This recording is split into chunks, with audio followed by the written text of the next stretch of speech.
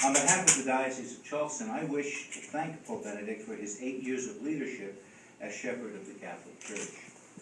Last May, I was fortunate to be part of a group that visited with the Holy Father as part of what we would call an ad limina visit. Our discussion with the Holy Father focused on life in the Church within our growing region and the use of social media as an evangelization tool. During the meeting, Pope Benedict seemed physically tired. He wore the expression of an 85-year-old man dealing with his age. However, he was emotionally animated, especially when we started the conversation and it shifted to the use of technology in terms of spreading the gospel. Pope Benedict XVI appointed me as the Bishop of Charleston in 2009. It has been a privilege and an honor to serve as the pastoral leader of Catholics in South Carolina, and I'm grateful to the Holy Father for giving me this opportunity. During this time of transition, I ask for your prayers for Pope Benedict XVI and for the worldwide Church. I also ask to pray that the Holy Spirit imparts wisdom on the College of Cardinals as it meets in the coming weeks to elect a new Pope. I'd be open to any questions you might have. Hey, Bishop, it's been 600 years since we had a Pope resign. That's true. What are your thoughts on a resignation? I know it's for health reasons, but we normally see a Pope die as Pope. Yeah, well, that's been our experience. With 600 years against 2,000-year history of the Church, there have been approximately a dozen popes who have resigned in the entire history of the Church. But it was Gregory XII, I believe, who resigned then. I don't know. I mean, this is something new. Pope John Paul did have a letter of resignation ready to go at some point. Now, why that never happened, especially as his health really deteriorated rather seriously, I don't know. But I don't know where else to go with this. It's new for all of us. You spoke about the physical condition of Pope Benedict last time you met with him. Yes. Tell us a little bit more. You said he seemed tired. Yeah, he just seemed tired. Well, he was going from one group to another. As we were going through, there were approximately 4 different reception rooms, groups of people who would meet. Now, he was meeting with the bishops of the Miami province, and he was meeting with the bishops of the Atlanta province separately. But then he also had other groups from all parts of the world, lay groups, sports groups. So it was obvious that he was kind of tired in terms of this, and I could understand that with all of these public appearances and these demands for his presence in so many areas. So he did appear tired. But as I mentioned, when we started talking about the use of modern technology, he just lit up and really became very excited about that and entered the conversation quite animatedly, yes. Bishop, thank you for Yes. your time. You've spent time with him. Anything you could give, any anecdote that he shared that stood out in your mind, some insight into the kind of man that he was that maybe people wouldn't know? Well, I mean, there was a humorous moment in our limina visit, and Bishop Thompson, who is the retired Bishop of Charleston, accompanied us on that visit, and he will be 90 in May, and he's in very good shape. God bless him. But when the Holy Father spoke with him, and they were in conversation, the Holy Father said, "Oh, you're retired. You have time to write. You have time to read. You have time to pray." And of course, Bishop Thompson said, "And time to golf." So that was fine. And then when I introduced Monsignor Harris, our Vicar General, to him, the Holy Father says, "Oh, you're the one who does all the work in the diocese." And I'm standing there wondering, what is this all about? Bishop, what were your personal feelings this morning when you heard the news? Well, I was, in a sense, the feelings were mixed. Obviously, to see him leave this post as our Holy Father with a lot of work unfinished, I think, in terms of his own approach to ministry. So there was a bit of sadness, but then having seen him in May and then seeing all of the various things that he's been asked to do, I could really understand that the man just wanted to retire, and also, not simply for his own sake, but I think to point out that the Church needs somebody who is going to be able to respond to the needs of the Church with the kind of energy and vigor that would be necessary, and he just felt he could not do that. So in justice, I think he felt he had to resign. And what do you think this resignation means for the future of the church? Well, I think it opens up a whole new way of looking at the papacy. As you said before, we've gone 600 years without a resignation. But I think this is going to change in the future.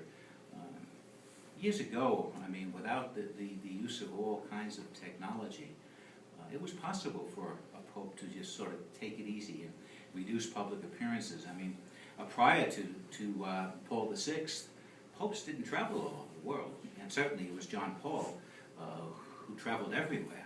So just the demands of the present age and the constant speed in which so much happens because of technology, I think that the role has changed, and I think we might see that in the future Benedict's approach to resignation might not be quite as unique as it has been in the past.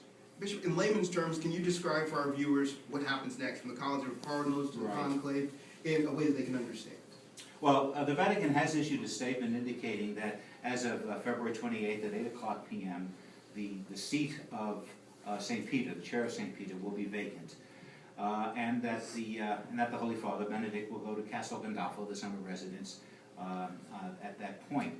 At which time the College of Cardinals will then start to make plans to gather all of the cardinals who would be eligible to vote to come to Rome and enter into a conclave. That may take maybe 3-4 weeks, depending on that. But certainly, I would believe sometime in March we will see a gathering of 117 cardinals to elect the new pope.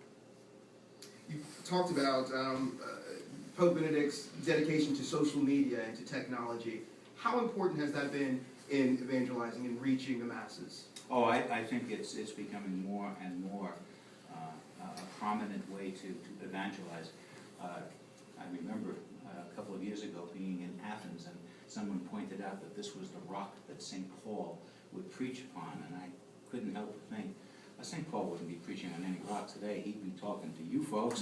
He'd be on YouTube, Facebook, and every other way, because this is where we're at. And I think that, especially when we're dealing with younger people, it's critical to use the new technologies to the best of our abilities. What's his lasting legacy? Would that be, or is there something even Oh, more? no, well, I think that's part of it, but this is only recent, if you notice. With him, he only started the Twitter, a few months ago. He's had an interest in this, but I think one of his legacies will certainly be as a theologian and a writer. I was always impressed with Pope John Paul II, but John Paul II was a philosopher, and I must say that in reading the many, many documents that John Paul produced, they will work, real work to go through them.